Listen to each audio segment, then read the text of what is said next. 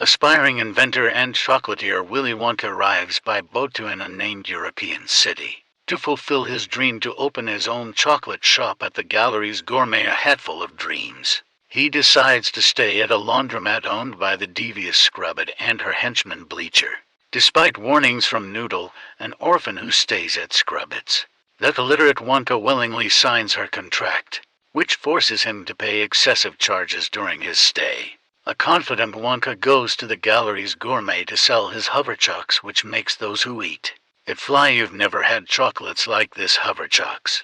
The gallery's three main chocolatiers, Slugworth, Prodnose, and Fickle Gruber, mock Wonka and his chocolates and call the chief of police to confiscate his earnings for the day. Unable to pay his room's rent, Scrubbit forces Wonka down to the laundrette to work 10 hours to repay his debt.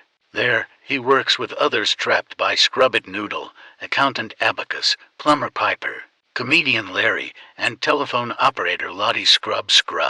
Abacus informs him that Slugworth, Prodnose, and Fickle Gruber are dubbed the Chocolate Cartel, who are cahoots in eliminating their competition. The Chocolate Cartel have a base of operations located under a parish run by the corrupt Father Julius and his chocoholic monks, where they store a large reserve of chocolate. Wonka hatches a plan to manipulate Bleacher and Scrubbit into falling in love with each other, enabling him and Noodle to secretly leave the laundromat and begin selling his chocolates.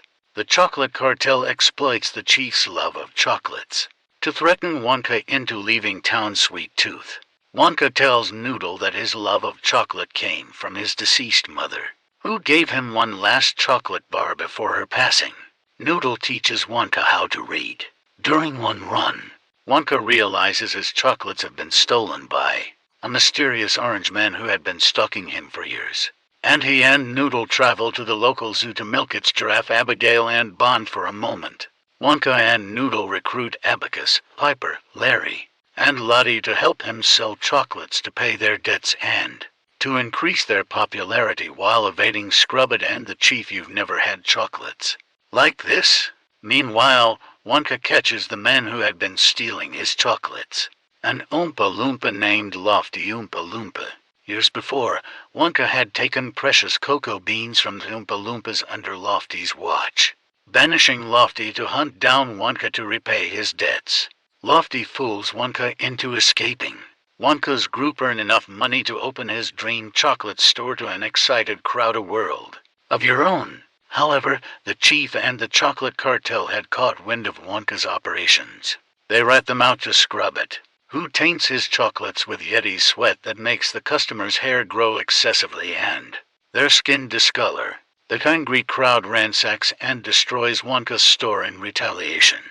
As the dejected team returns to the laundrette, the cartel reveal themselves as the masterminds to Wonka and offers to pay off everyone's debts if he leaves town and stops making chocolate forever. Wonka accepts the offer and leaves by boat that night. Sorry, Noodle. Lofty joins Wonka aboard the boat and motivates him to return and fight back against the cartel before the two abandon ship upon realizing it was set to explode.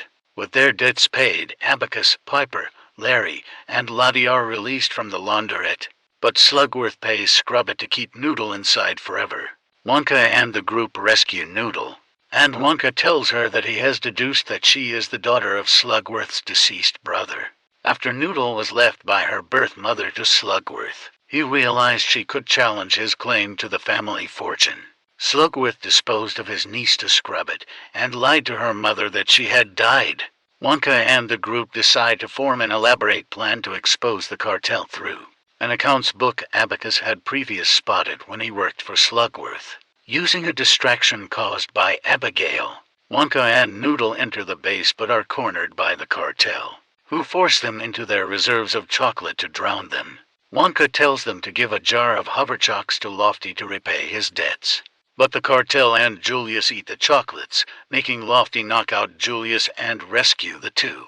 Confronting the cartel and the chief outside, Wonka and Noodle expose their actions to the police and the public through their account book, and release their chocolate reserve laced with Wonka's ingredients through a fountain. The cartel uncontrollably levitate due to the hoverchocks.